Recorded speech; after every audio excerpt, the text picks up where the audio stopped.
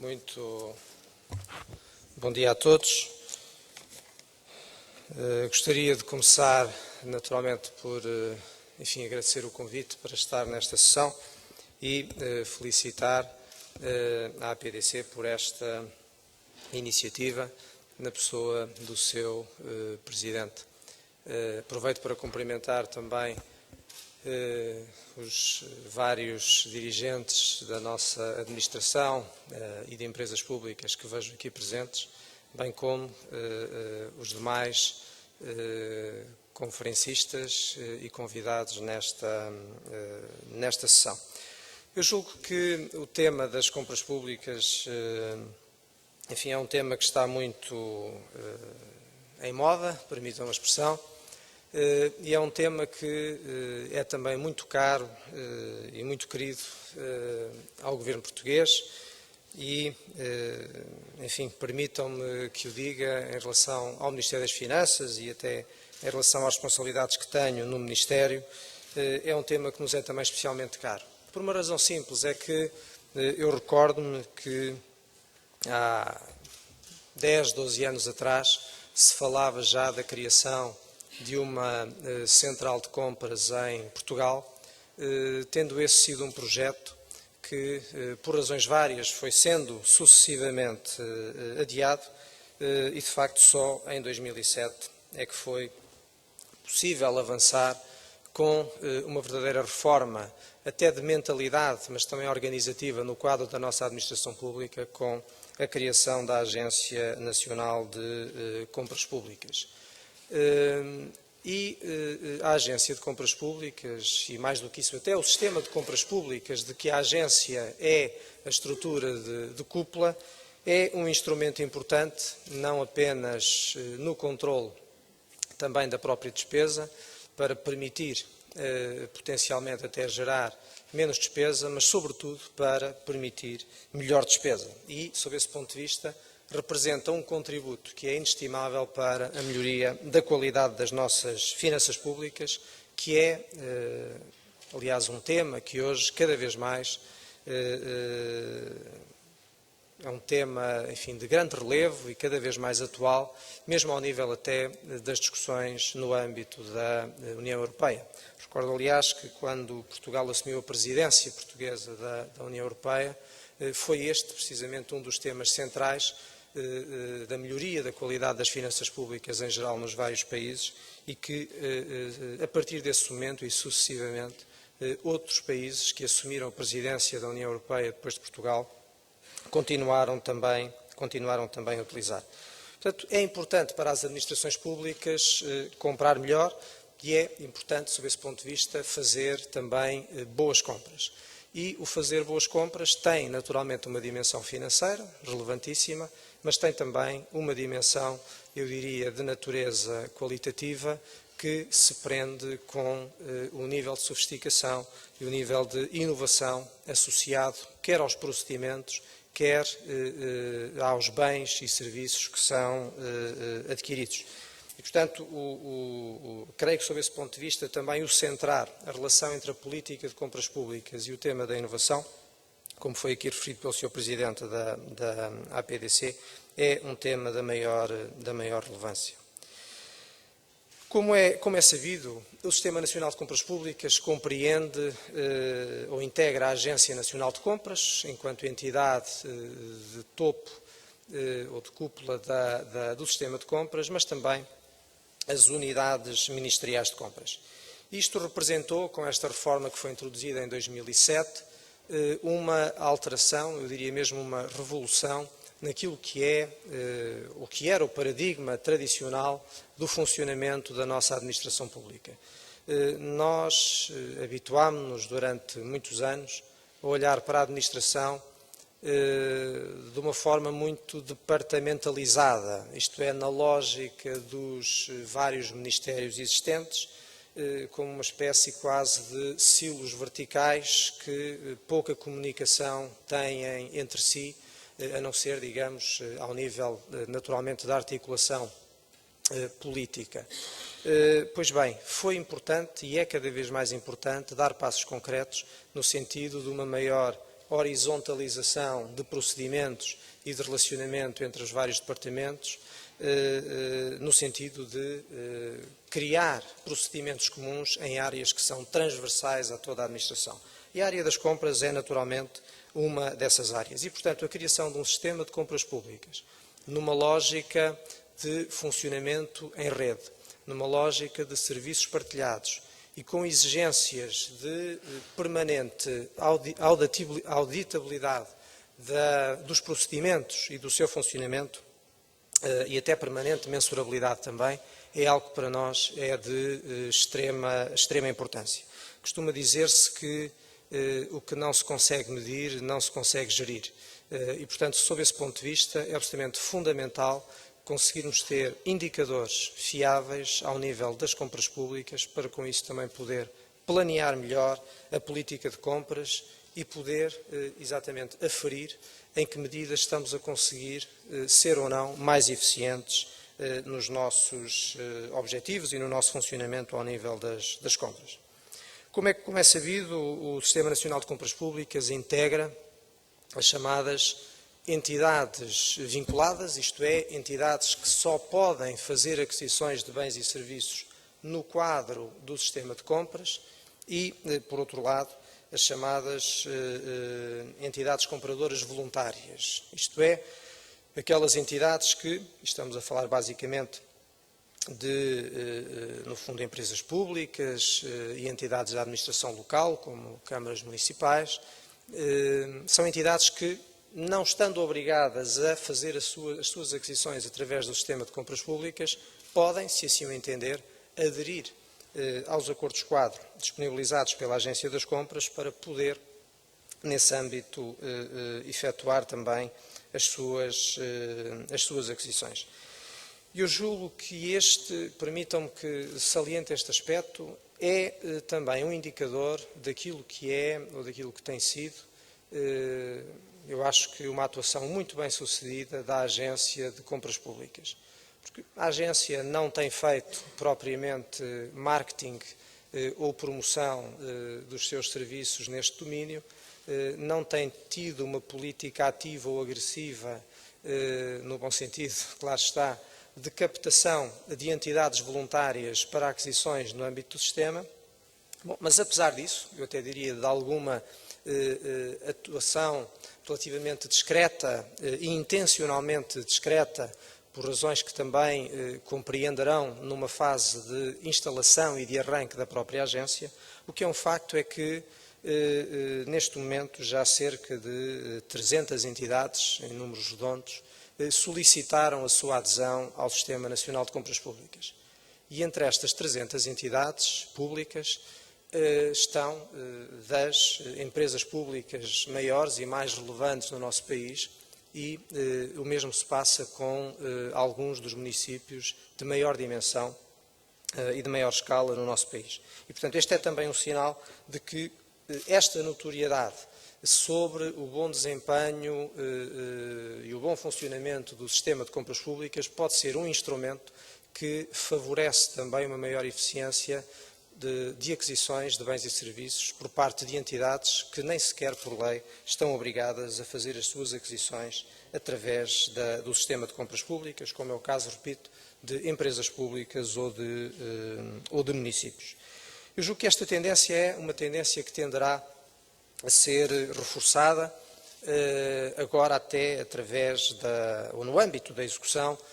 do Programa de Estabilidade e Crescimento para o período 2010-2013, porque uma das medidas, precisamente, que o Governo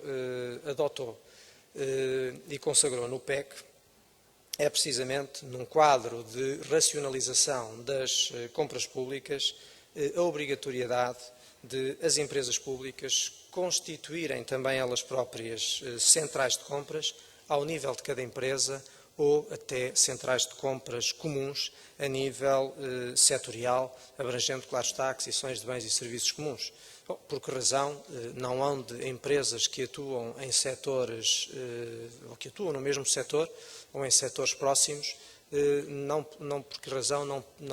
não terão ou não deverão ter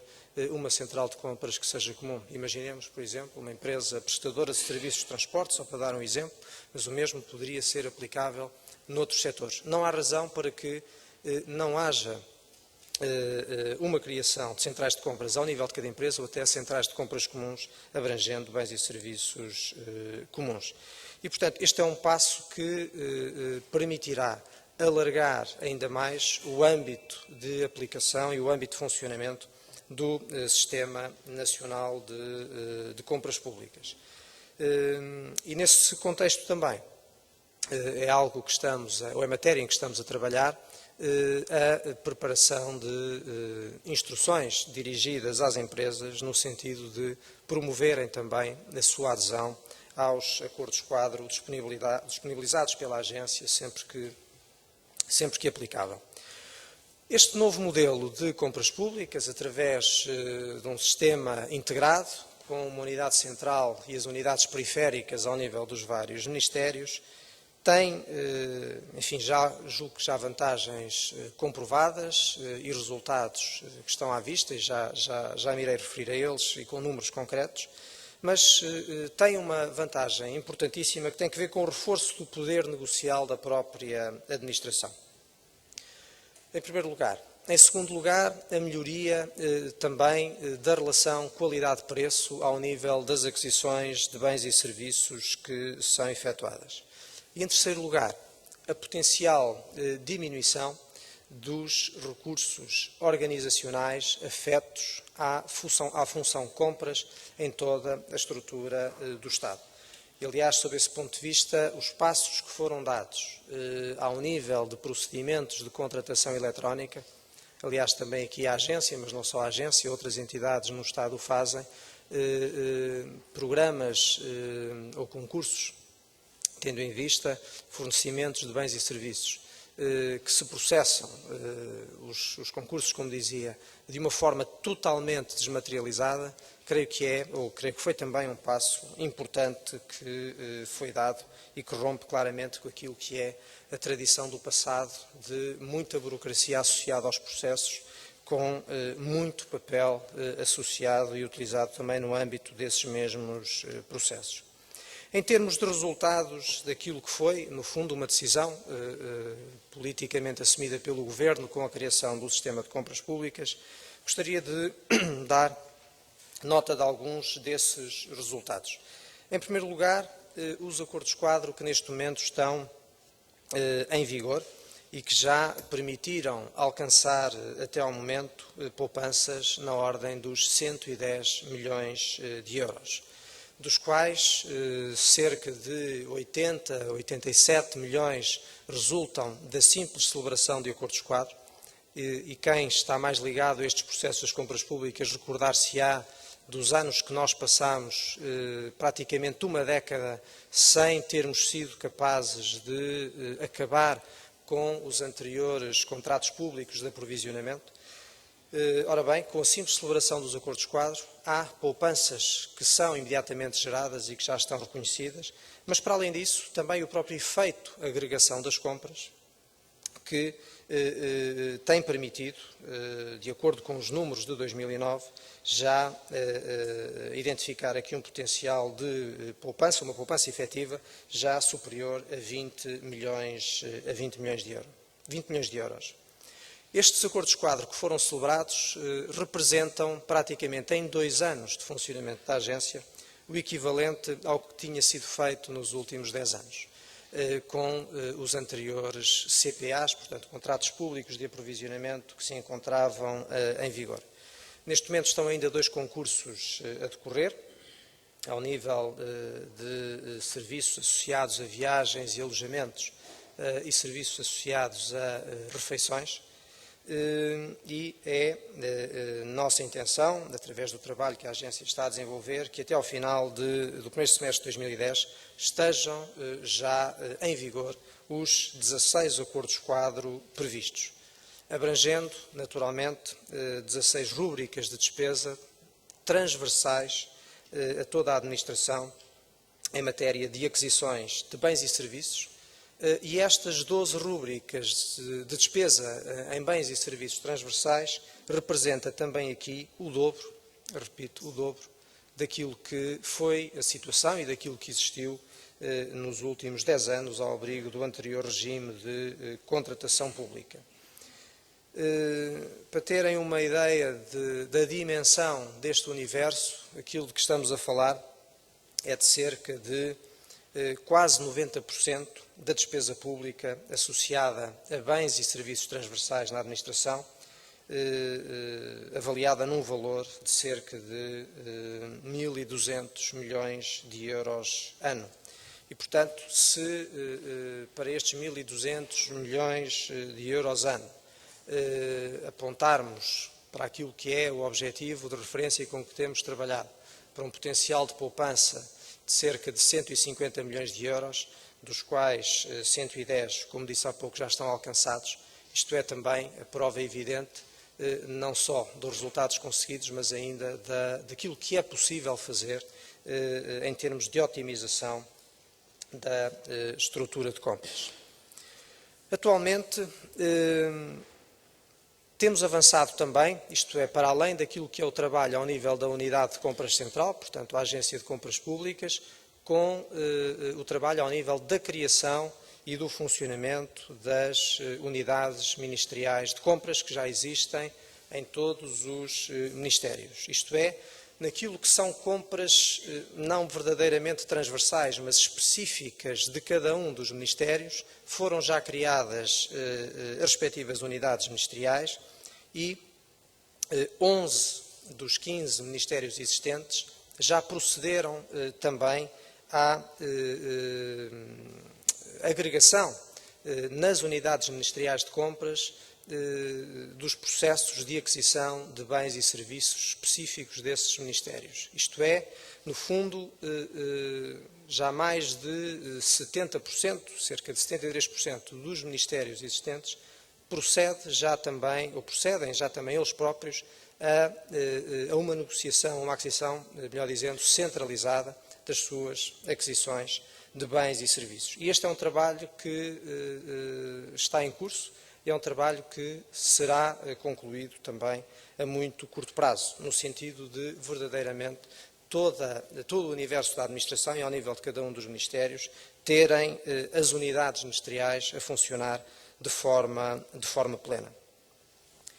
O universo de que estamos a falar, em termos de representatividade de despesa pública associada a estas compras, representa cerca de 370 milhões de euros, portanto, sensivelmente um terço daquilo que são as despesas transversais que há pouco referi, estimadas em 1.200 milhões de euros. Para além deste aspecto, e eu diria que estes são alguns dados que podem ser dados em termos de balanço daquilo que tem sido o funcionamento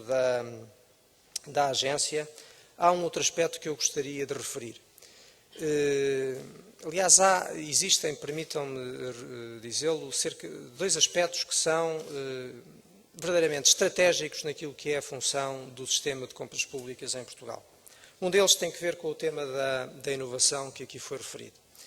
Mas outro tem que ver com um tema que eu acho que é central também na economia portuguesa, que é a competitividade da estrutura produtiva e das empresas em Portugal. E sob esse ponto de vista, julgo que temos feito aquilo que nos compete e temos feito, ou temos adotado, as decisões que consideramos corretas. Isto é, gradualmente,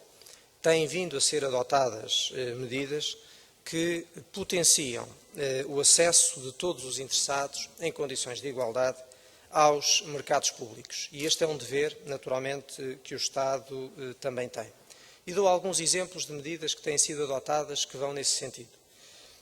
como são os casos das divisões dos concursos em lotes específicos de aquisições de bens e serviços ou em lotes regionais,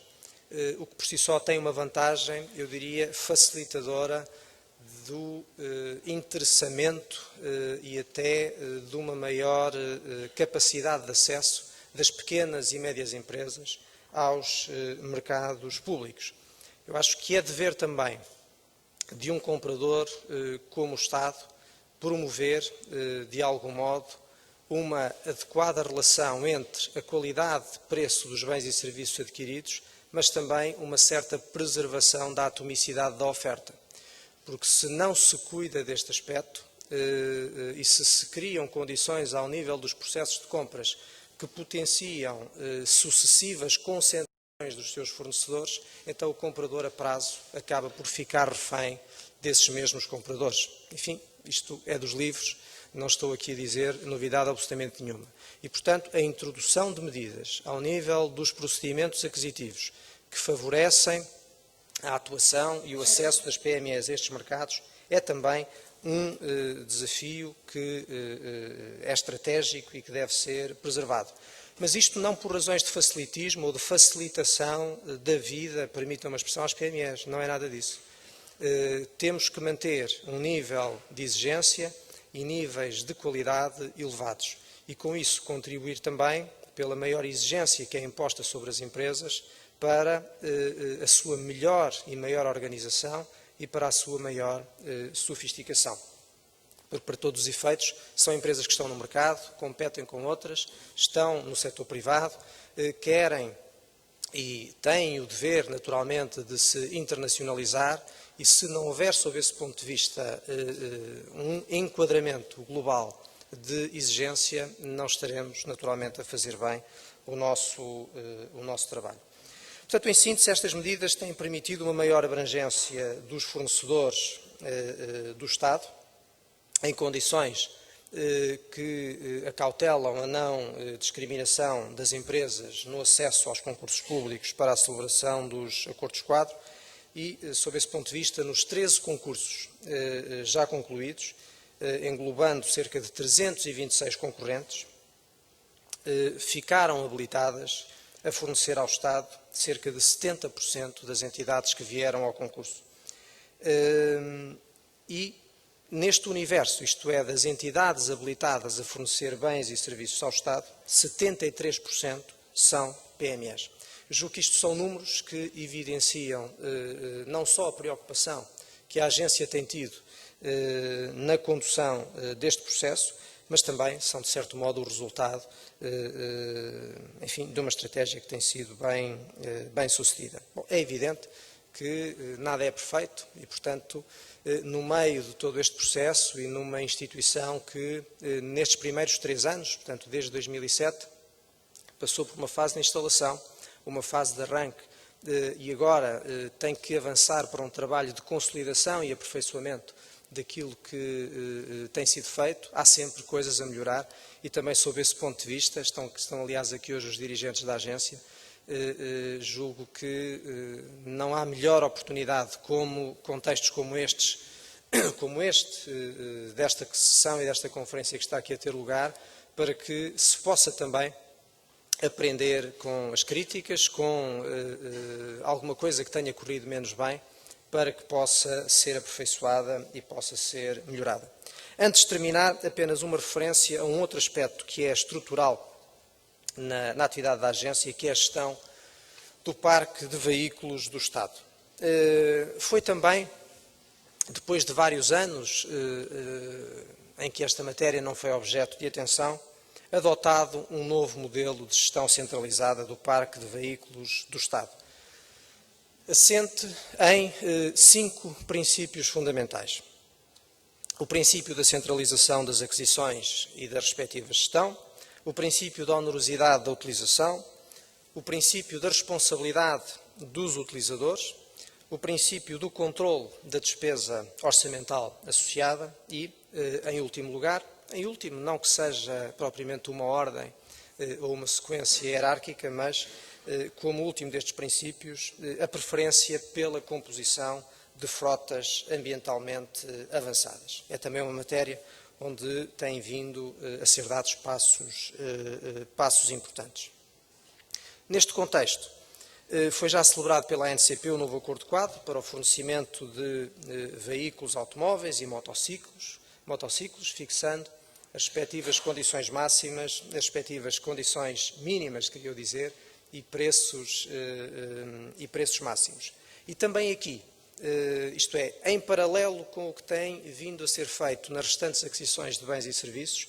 é possível já identificar poupanças relativamente ao universo de aquisições de bens e serviços relativos à frota automóvel do Estado. E aqui as poupanças são cerca de 20%. Isto é, em cerca de 20 milhões de euros de despesa, foi possível já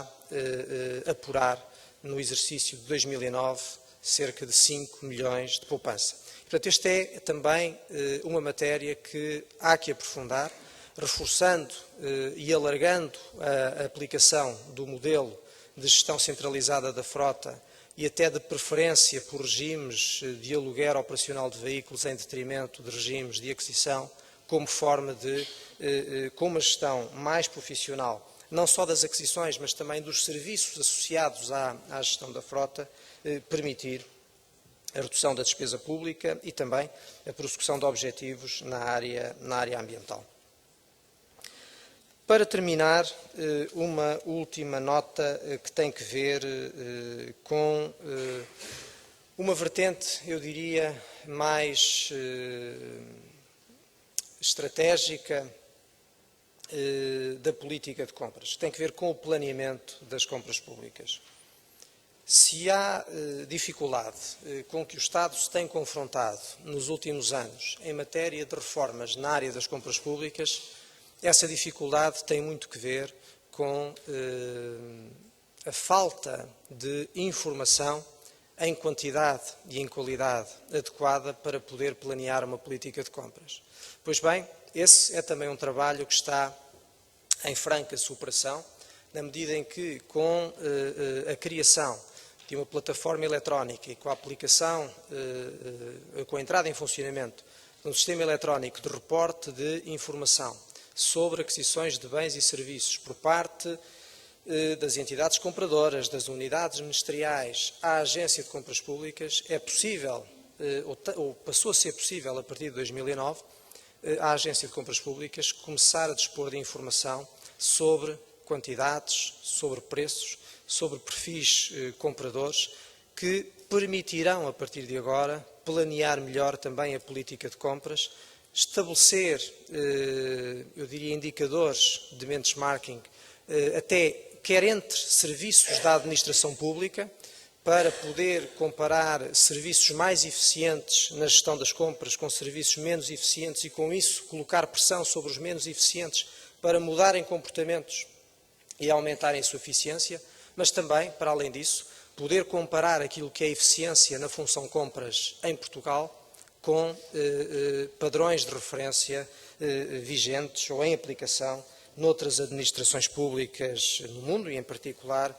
na Europa, com as quais devemos, sob esse ponto de vista, também comparar-nos. Por fim, e com isto termino,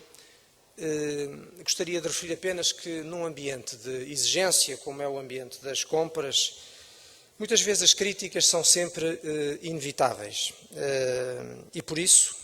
enfim, estamos sempre preparados naturalmente para as críticas construtivas, porque essas permitem sempre melhorar. Para as restantes críticas, muitas vezes também julgo que devemos encará-las como o resultado do bom trabalho que tem vindo a ser feito. Porque não tenhamos ilusões. Uma reforma de um sistema de compras, seja num país, seja numa empresa, seja em qualquer organização, afeta sempre, inevitavelmente, muitos interesses instalados. Os interesses de quem comprava, de quem vendia antes, nas condições em que as vendas, ou em que as compras, dependendo da perspectiva, eram antes feitas também.